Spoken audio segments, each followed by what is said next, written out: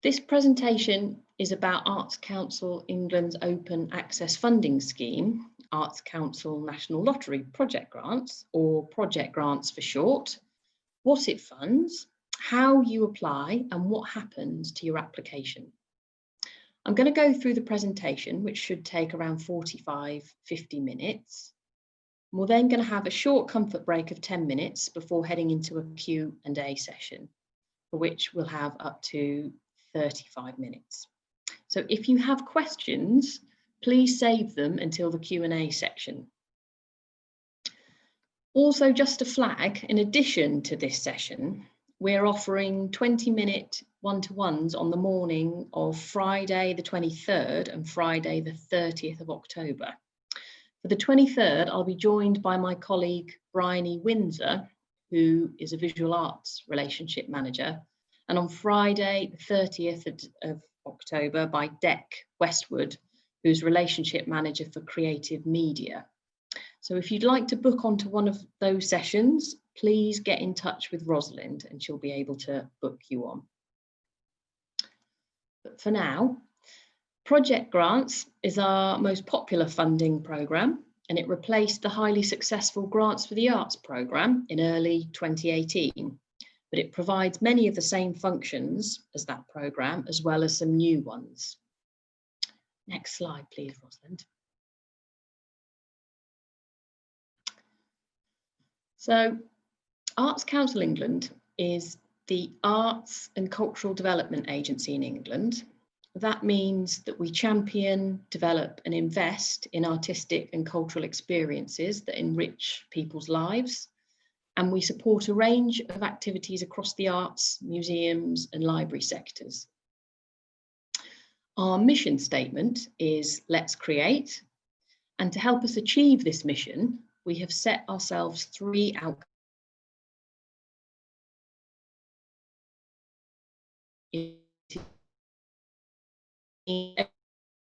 And express creativity throughout their life. Outcome 2 is about cultural communities, which is villages, towns and cities thriving through a collaborative approach to culture. Outcome 3 is a creative and cultural country, and this is about England's cultural sector being innovative, collaborative and international.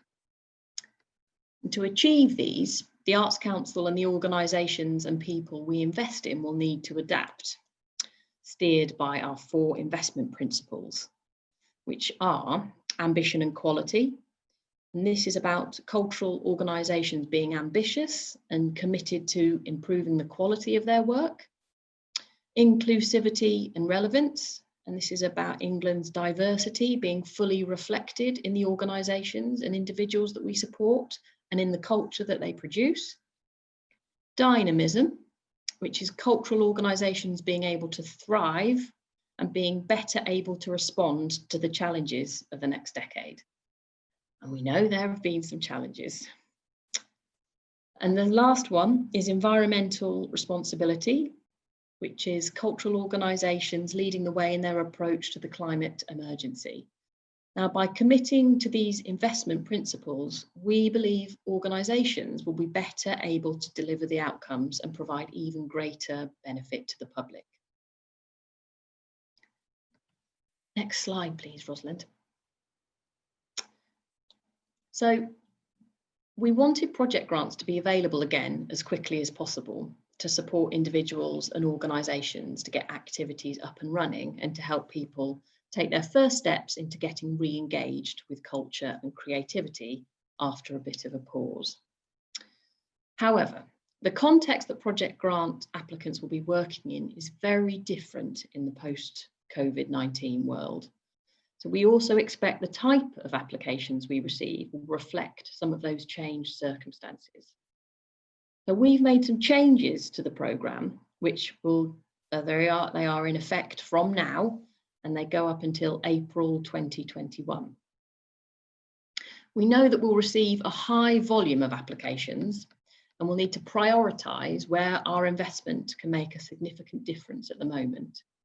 In the current context, we are particularly keen to support applications from individual creative practitioners including time to think and plan, research and development activity, organisational development activity, and live activity that can be safely delivered within this period. Also, activities that closely align with our equality objectives. Our equality objectives are about improving access to the sector for disabled, neurodivergent and deaf workers, audiences and participants. It's about ensuring funded organisations and projects improve and can demonstrate meaningful engagement with Black, Asian and minority ethnic workers, audiences and participants. It's about challenging racism and embedding anti-racism values across all of the Arts Council's policy and funding decisions. It's about addressing specific disadvantages facing children and young people and older people as a result of COVID-19. And it's about improving access to creative and cultural activities to those from lower socioeconomic backgrounds.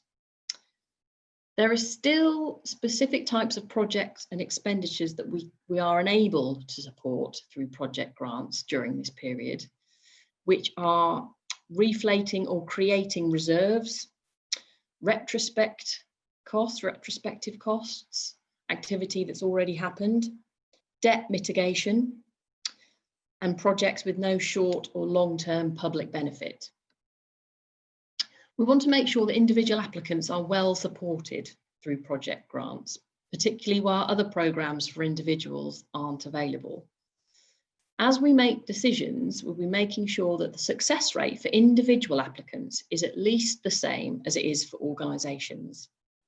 In order to support individuals to apply for project grants, we're currently exploring how we might be able to best use our resources for advice giving, focusing in particular on those who are represented within our equality objectives. We know we will receive a high number of applications to project grants as the programme has previously been closed for several months. So please choose when to make your application carefully. Don't rush to submit an application before you're ready, and make sure that you've thought through the best way to shape your activity and how you're going to manage it. We will carefully manage our budget across the rest of the financial year to ensure that there are funds available. There is specific guidance for applicants from libraries and museums, which we deliberately aren't going to go into here. This isn't the time, but if you work for a library or museum and would like more information about making an application to project grants, please let me know and I'll be able to contact you separately. Next slide, please, Rosalind. So the 4 criteria for project grants are quality, public engagement, finance and management. Now, while the criteria remain the same, the information you need to provide to answer the questions in the application form might feel a bit different during this period. So when we assess and make decisions, we'll approach your answers with as much flexibility and openness as we can, and a keen sense of the challenges we know everyone is facing at the moment. It's still important that we ask these questions, though, to help us determine what we will fund. We know that public engagement is likely to involve smaller numbers of people for live activities at the moment, and or a focus on engaging people through digital means.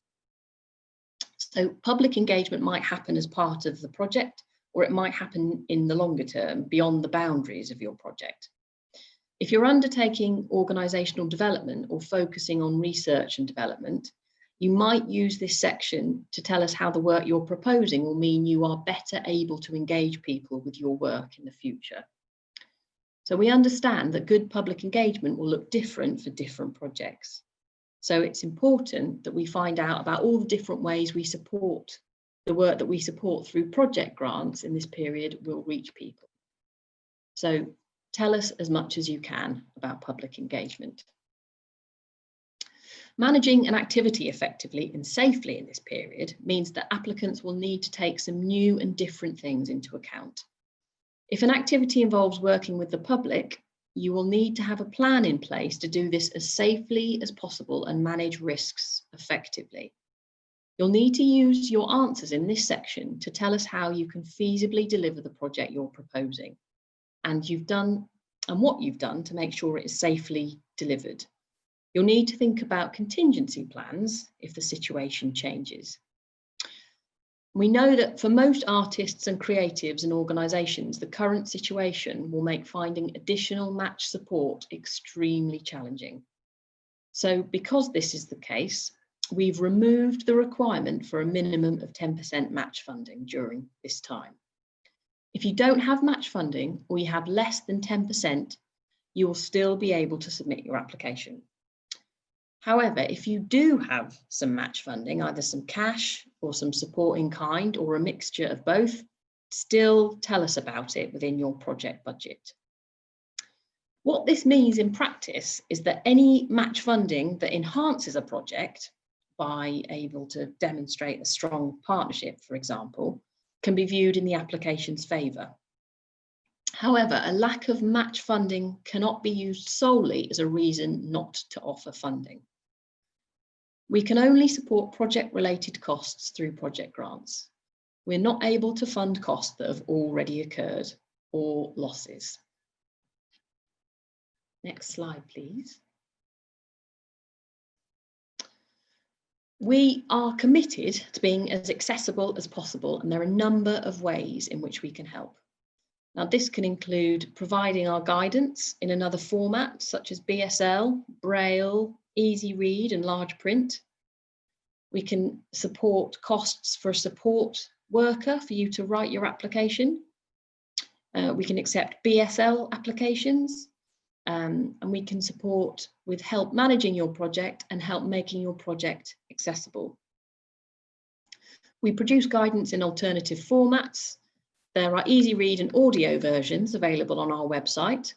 And if a document isn't available in your format, contact us and we'll do our best to make it for you. We also have an Access Support Fund.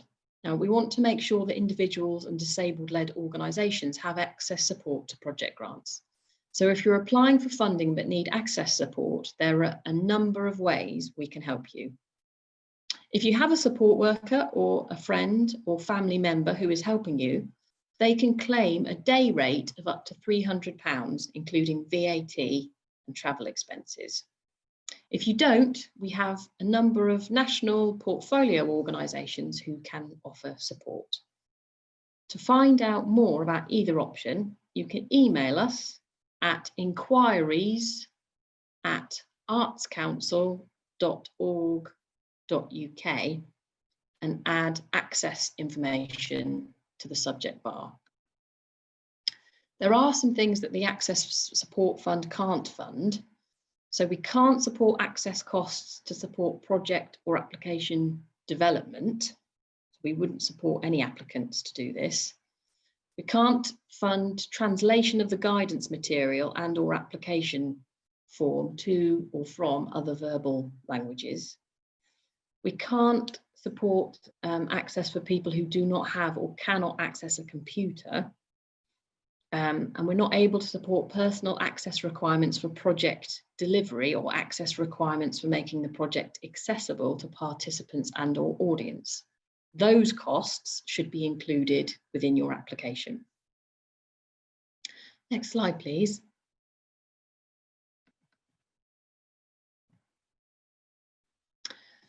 So project grants exists to be reactive to new ideas, new talent and new approaches in arts and culture.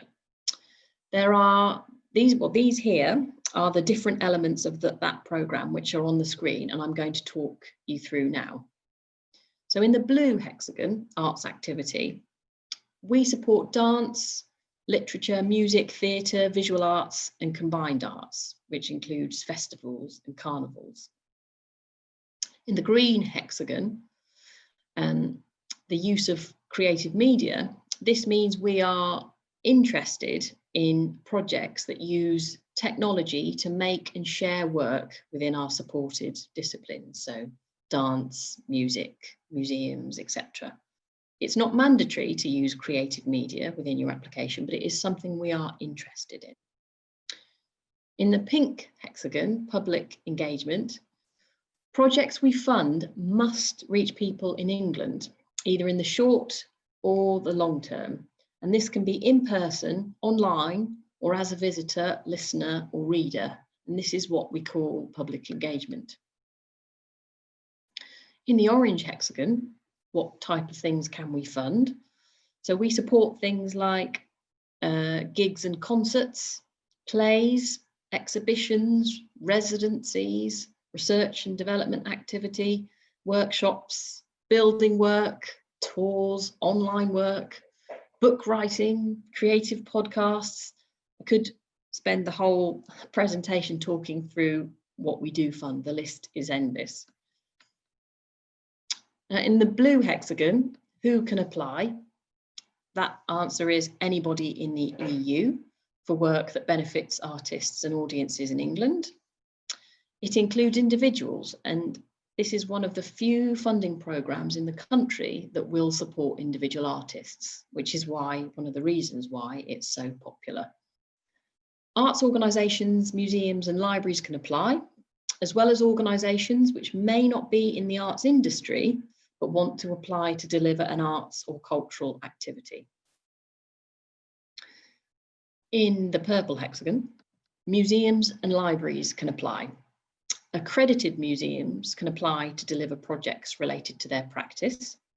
Non-accredited museums can apply to deliver arts activity, and libraries can now apply to deliver activity related to the Library Universal Offers, which supports access to library services. Next slide, please, Rosalind.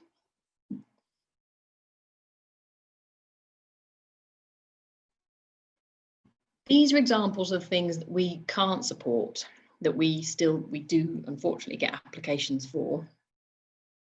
So we can't support activities that do not align to one of our supported art forms or disciplines. So the classic example of this is film as an art form, as opposed to film as a medium for delivering artistic work. So, for example, BFI, the BFI distribute lottery funds to cover pure film activities.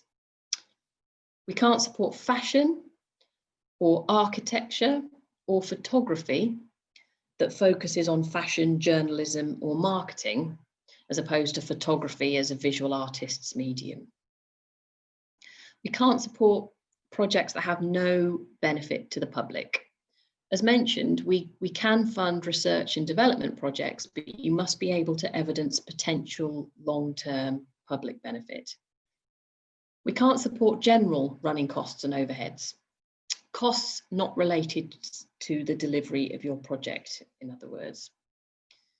We can't fund statutory, further or higher education. We can fund learning, but mostly this will be in the form of informal workshops, not the national curriculum or university fees. We can't support costs that have taken place before we can make a decision. So there is no retrospective funding under lottery rules. Activities, including buying goods or services that have started, been bought, ordered, or contracted before we make a decision about your application, can't be supported. International activities. There are specific circumstances surrounding international activity that we can fund, such as research or parts of a tour, and there are information sheets on our website that explain that in more detail. We can't support profit-making and fundraising projects. You can pay yourself a wage or a fee, and we want you to do that, but projects must essentially be not for profit. Underdeveloped applications, underlined. We use this reason more than any other as to what we can't fund. And this describes applications that do not include enough information for us to be able to make a decision. So the best way to ensure your application is not underdeveloped is to read the guidance and answer the prompts in the guidance. They are the same prompts we use to make our decisions. So we're being transparent and trying to help applicants and being clear about what we're making a decision against. Next slide, please, Rosalind.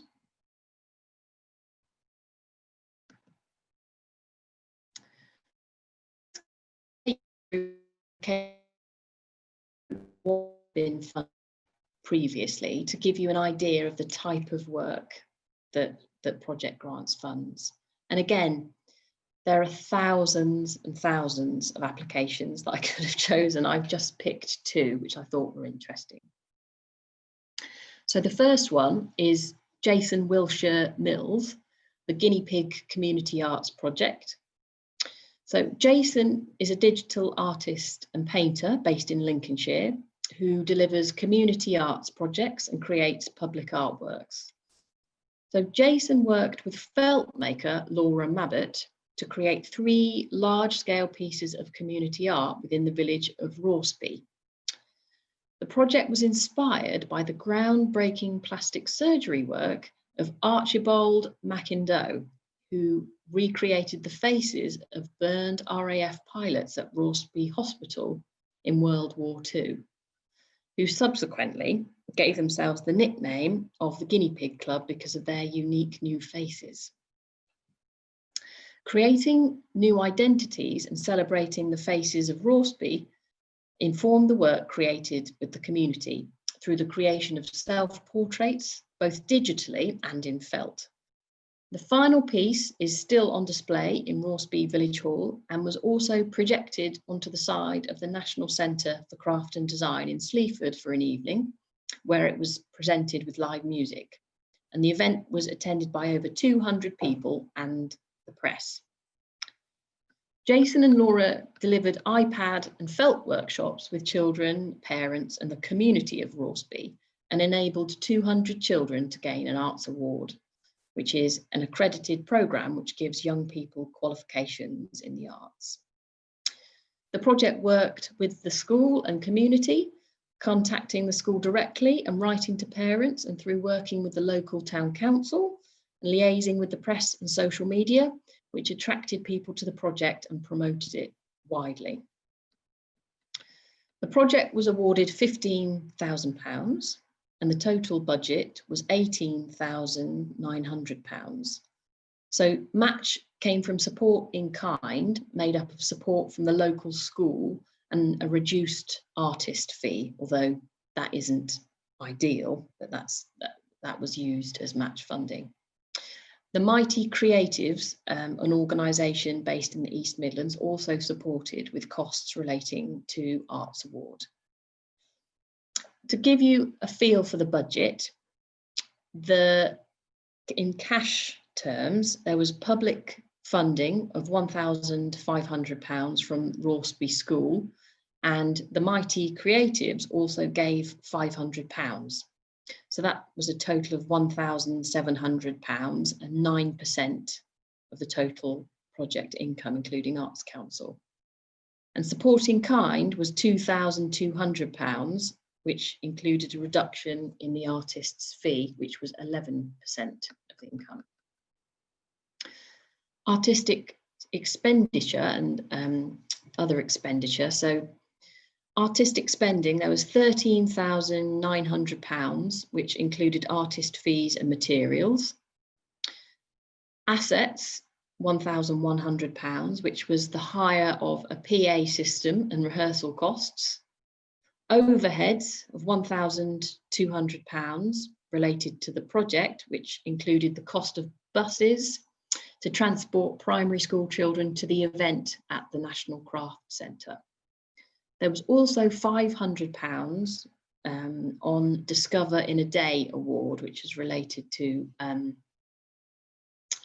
the Mighty Creatives fee. Next slide, please, Rosalind. So the second case study is a project that's also in Lincolnshire. So having never previously worked on an arts project, Willoughby Road Allotment in Boston became involved with Transported, which is an organisation similar to Creative Black Country, only this one covers Boston and South Holland district in Lincolnshire. Having been inspired by a photography project which focused on the allotment holders and the food they grew, they decided to create their own arts project and apply to project grants. Fire and Flowers aimed to create artworks at the allotment inspired by the surroundings. The project intended to use art to engage local people in the allotment and engage with schools and the local community through the delivery of artist-led workshops. Metal workshops were delivered at the allotment and other local venues, as well as connecting with the recommissioning of 2 local forges to make the artworks. There were also artist-led workshops, including walk and draw, photography, digital pyrography, which I had to look up, which is creating artworks using burn marks, and artisan baking. Willoughby worked with artist Bex Simon to create the metal flowers, plants and wildlife.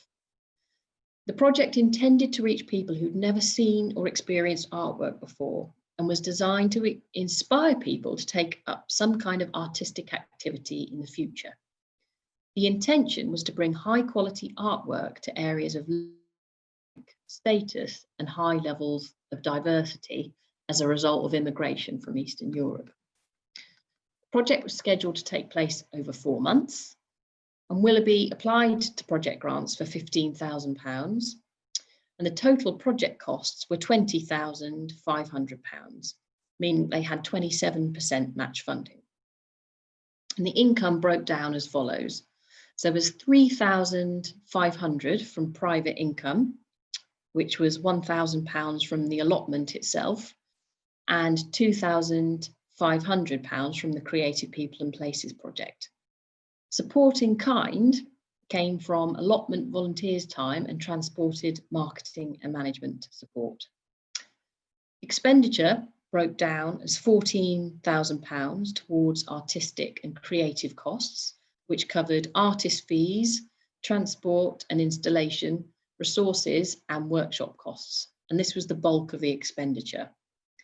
Marketing and developing audiences was £750 and covered production of promotional materials, promotion of workshops, and a market stall in Boston to promote the project.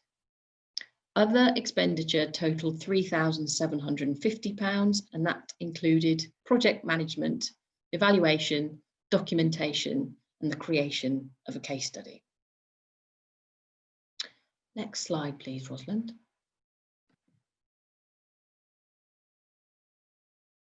So on to a little bit about the nuts and bolts of applying.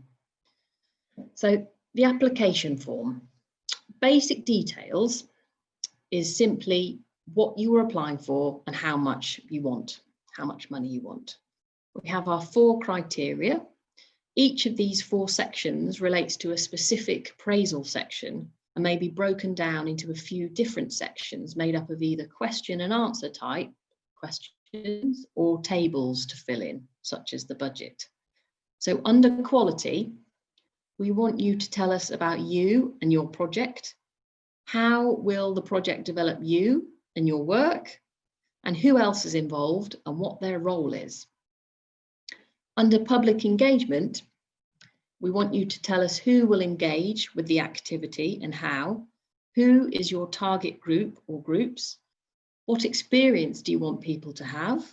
And how will you make sure you reach them? So what methods will you use? Under finance, your budget, this must balance, so your income must be the same as your expenditure. Tell us how you've worked out your costs. Make sure you are paying artists and practitioners according to industry guidelines or better. And management, how will you make it happen? What is yours and your partner's experience in managing similar activity? And where is your activity taking place? Because we are distributing £97.3 million of lottery funds, we need to ensure that we are investing it responsibly. And the amount and type of information requested will be dependent on the value of the application, i.e., the more money you ask for, the more questions we're going to ask you. A top tip, our how to apply guidance goes through the application form step by step, and it gives further information about the kind of information we want to see in the different sections of the form. Break down your numbers in the budget as much as possible and show how you work them out, and include lots of detail in the project plan. So poor planning is no plan at all. Next slide, please.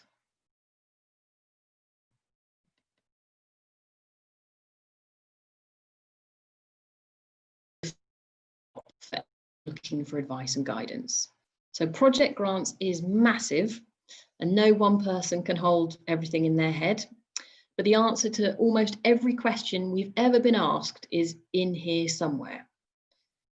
The project grants pages of our website has a great deal of information, including Is My Project Ready?, which is a quiz that asks you questions about your project that relate to different parts of the application. There's the How to Apply guidance, which is absolutely essential reading and tells you everything that we want to know in your application. There's information sheets for specific types of projects, so including touring, international, music. There's a whole host of them on there, so do check them out. Customer services team, they can help with eligibility, basic advice, and help with our online system, Grantium. In fact, if you have any questions on the use of Grantium, they are the experts on this. They know more than anybody else. And relationship managers like me. However, with over 10,000 applications a year, we are not able to speak to everyone, but we do try and get out and about to help where we can. So we will do events like this one and surgeries, and we will also do additional one-to-one development support for priority applicants.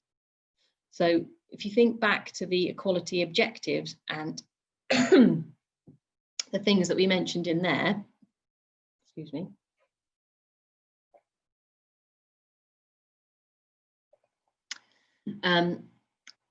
those are the priority applicants. So underrepresented groups, so Black and minority ethnic applicants, LGBTQ+ applicants, and areas where we don't currently fund much activity. Next slide, please, Rosalind. So we're nearly there. How we make decisions. Project grants is a light touch process, and there's just one stage that you need to complete, the application form. And there are no second rounds or further interviews. Applications for over £15,000 go through an extra and respond to the large volume of applications that we receive. The timescale for applications. So if you apply for under £15,000, you'll hear back within 6 weeks of making your application, whether or not you've been successful. If you apply for over £15,000, you'll hear back within 12 weeks. Each of the stages is on this slide, and I'll go through those briefly now. So the first box, the eligibility check, looks if the activity can be funded through project grants and if the application form is complete. 33% of applications we make ineligible are underdeveloped, which means that there's not enough information provided in the application for us to make a decision. Ensure that you've read the guidance and you've been as clear and comprehensive as possible in your answers. Plan your activity thoroughly. At the risk check stage, the finance and management sections are reviewed to check that the activity is feasible. The eligibility and risk check are part of the investment centre review and is carried out by an impartial, centralised team in Manchester with art form and project management expertise. Then it goes to the appraisal, a written appraisal, if you're applying for over £15,000. A relationship manager, so someone like me, from the applicant's home area will review the application against the 4 criteria that we've covered, so quality, public engagement, management and finance, and we'll use the prompts that are published in the guidance. We take a more forensic approach to the over £15,000 application because they present a greater financial risk to public money. At the £15,000 and under decision meetings, so on to the next box, the quality and public engagement sections of the applications are reviewed by a panel of a senior relationship manager and relationship manager from the applicant's home area. Using the available budget, the panel must fund a range of applications across art forms and geographic areas. At the over £15,000 decision meetings, appraisal scores and statements are reviewed by a panel of leadership team members from the applicant's home area. Using the available budget, the panel must fund a range of applications across art forms and geographic areas. So after the decision-making stage, you get to the decision letter, and our online system Grantium will notify applicants via email once the decision has been made. Applicants can then log on to the system to view their decision letter. If you haven't been successful, you are very welcome to reapply and use the identified weaknesses within our decision letter as a way to improve your application. Next slide, please. So if you are successful, hopefully you will be, you can, I'm going to talk you through that, but first of all, if you are unsuccessful, you can reapply. But before you do, think about why your application was unsuccessful and address those reasons in your new application. All applications for over £15,000 receive their full written appraisal, which will help to address any issues which contributed to it being unsuccessful. However, if you are successful, which hopefully you will be, you have 1 month to accept your offer. When we make an offer, it's conditional. The applicant must first of all accept the offer on Grantium before providing any further conditional information, such as proof of match funding or a confirmed tour schedule, for example. We'll usually chase the applicant to confirm rather than just saying, right, you've had your 30 days, you're not getting your funding. For applicants over £15,000, interim report forms must be submitted for interim payments, and a final activity report form must be submitted for the final 10% of the payment. This basically asks you how it went, what you learnt, what went right and what went wrong, and how your budget compared with the original budget. You must acknowledge our funding and National Lottery, from the National Lottery using our logo. There will be details within your offer letter as to how you do this. All information regarding the use of the logo is also on the Arts Council website. We understand things will have changed from when you submitted your application to the end of the activity, and we're fine with that. Just tell us what you learned. And remember to factor into your plans and cash flow that you won't receive the final 10% of your grant until after you've submitted that final activity report form. Next slide, please. So that's nearly it for the presentation. It would be impossible to cover everything in a small session, as this programme is so many things to so many different people and organisations. So remember where you need to on our website. That answers most questions about eligibility and writing your application. There are information sheets on our website. You won't need them all. You might not need any, but it's worth having a look to see if there is a sheet on there that is relevant to your project. And drop our customer services team an email if you have any questions. and that email is on Arts Council website. Finally, just to say thank you again to Creative Black Country and the Black Country Business Festival for hosting this.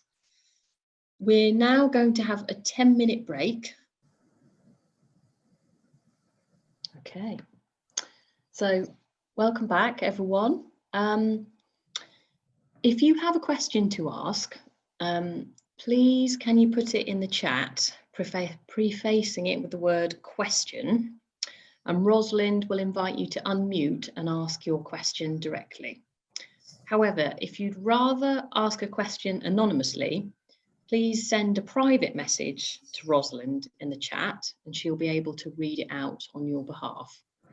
And if you are deaf or hard of hearing, please put your question in the chat and Alban can voice your question if you'd like him to.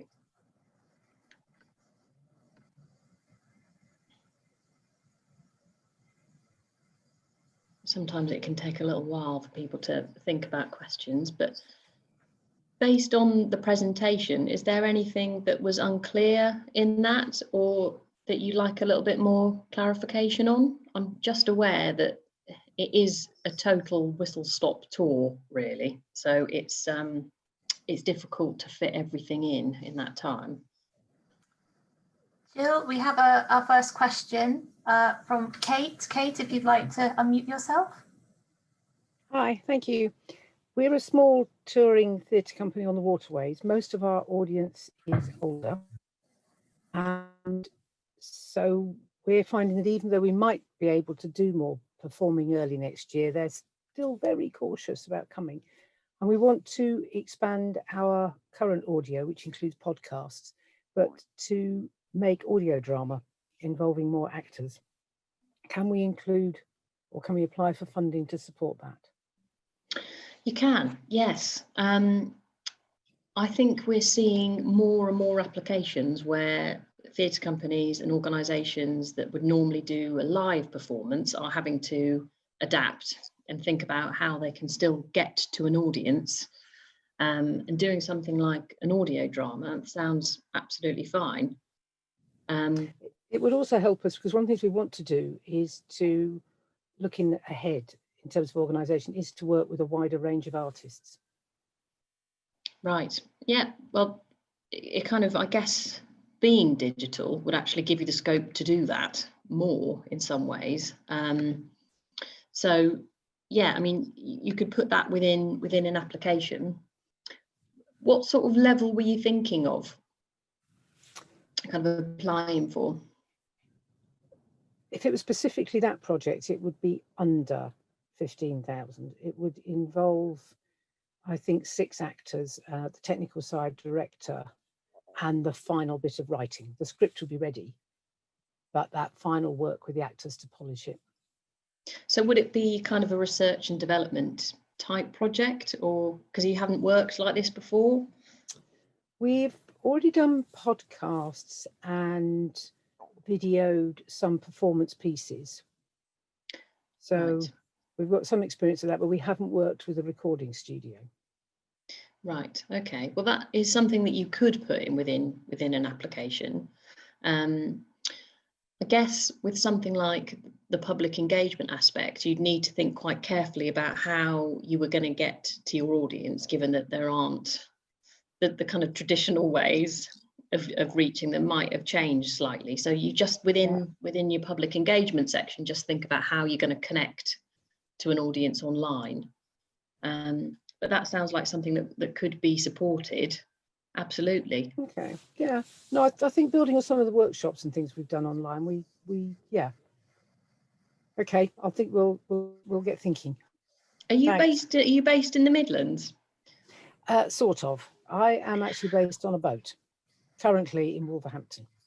Our most recent project was in the Black Country, based in Dudley, but we essentially we tour the canals. My co-director lives in Kidderminster, so that's sort of our kind of technical official base. Right. Have you had a look at seeing what Micron are doing at the moment? Yeah. We're in touch with them and several other people who are working around the waterways. Yes. Yeah, Right. Nick Cron's experience is very useful. I was going to say they do a lot of it, don't they? So they're good folks to talk to. Okay, cool. Thanks, Kate, for your question. Thank you for your help, Jill. Thanks. Thanks, Kate. Our next question is from Ian.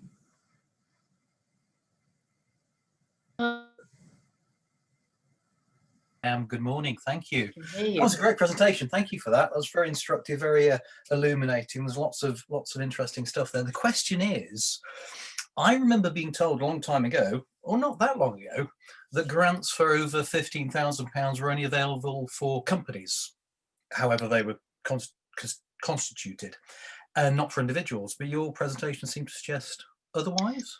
That's right. Yeah, you can be an individual and apply for over £15,000. Absolutely. If you're a first-time applicant, this goes for organisations as well. Probably wouldn't advise you coming in for a huge application as your first one. But having said that, if you've got one or two under your belt already, then you could start thinking about those larger scale projects. But yeah, absolutely, individuals can apply for, there's no limit at all on how much they can apply for. And is that a new rule, or has that always been the case? It's always been the case. Okay. It's all my projects, I've always structured them to fit within the 15,000 or below 15,000, because I thought that was all I was allowed.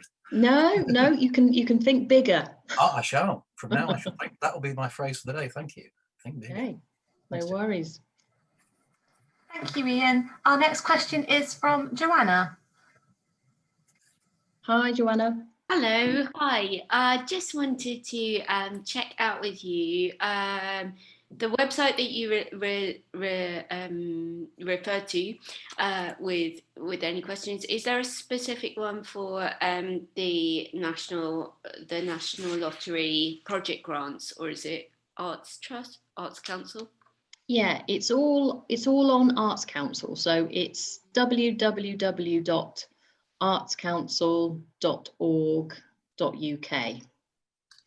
So when you go onto that page, I mean, it can be tricky, dare I say, sometimes to navigate. Yeah, that's all right.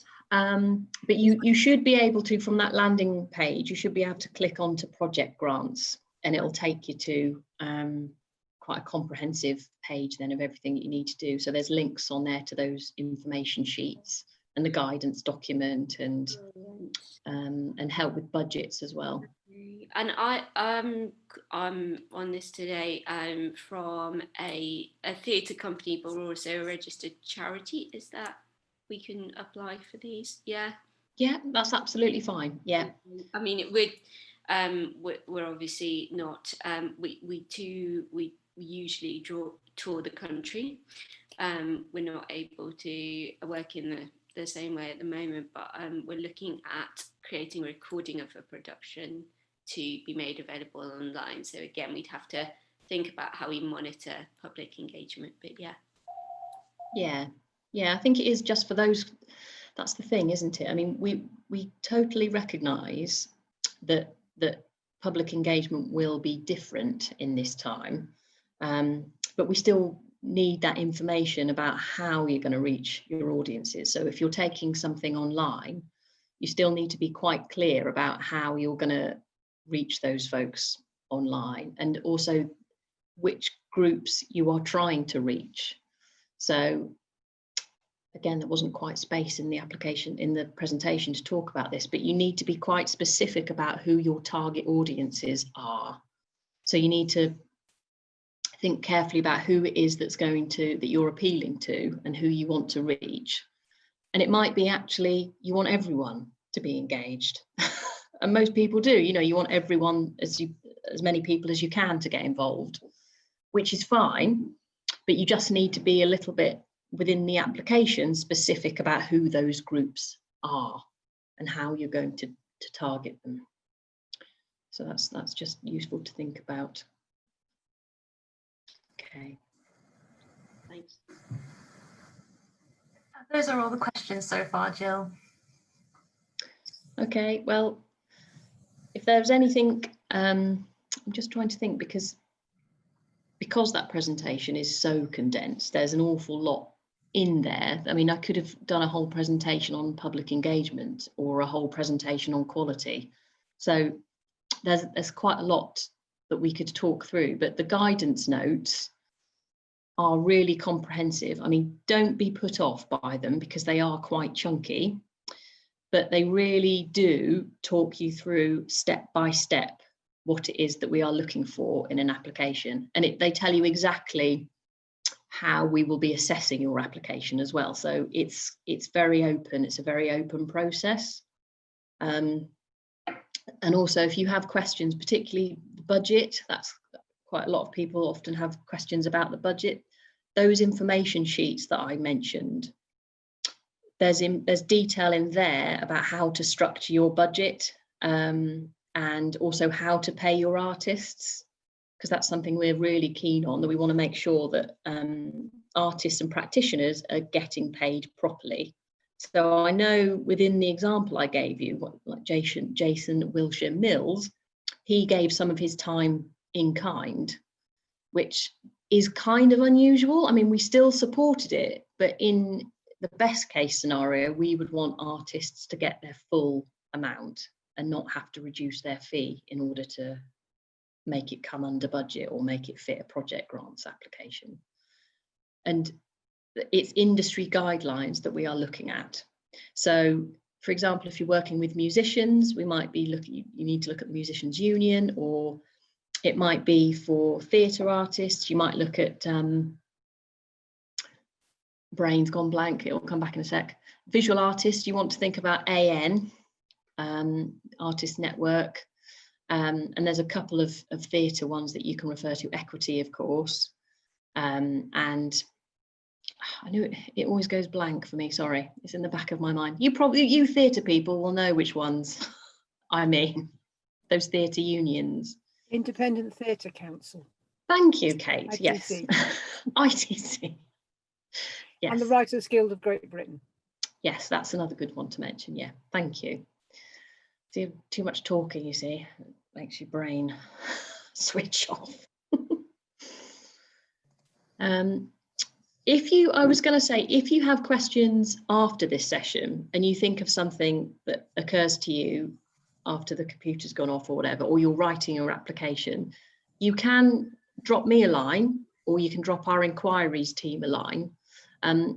So I'm going to give you my email address, which is Jill with a J, jill.brown@artscouncil.org.uk. So if something pops into your mind after this session, then feel free to drop me a line. And if it isn't, my specialism is touring, and I've got a varied portfolio, but if you're working in a particular art form, I can always pass on your query to my colleagues. So, for example, a visual arts colleague or a museums colleague or a libraries colleague. So we'll do our best to get back to you if you have questions. So if no one has anything else, that might be it, Rosalind.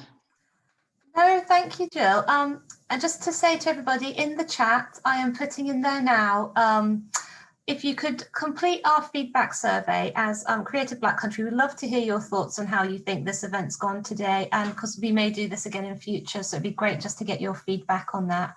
I would like to thank Nicola and Albin for joining us today, and Jill, thank you very much for doing this session, for being our speaker and giving us information about Arts Council England's project grants. Thank you for joining us. And I'd just like to thank the Black Country Business Festival as well for hosting us today. So other than that, I'd just like to say thank you to all of you as well for attending today, joining us on this session, and just to enjoy the rest of your day. I hope you had. Thank you. Thanks, Rosalind. Bye, everyone.